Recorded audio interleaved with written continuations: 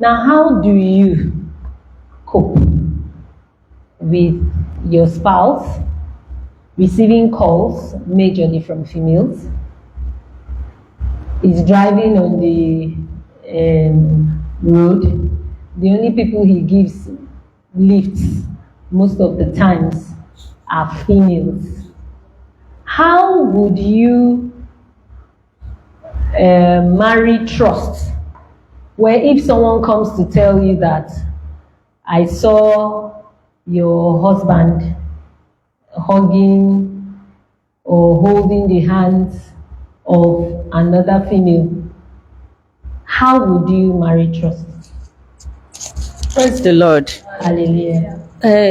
We've talked here being transparent with one another. You mentioned trust, openness, trust, transparency.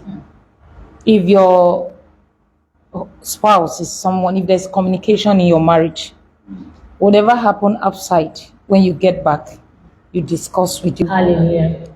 I think if you are married, there should be if you were having female friends, I am not saying you should cut off totally, but there should be there should be a limit. Join us every third Sunday of the month by 4 p.m. at the Furnace Ministry Calabar for Couples Fellowship.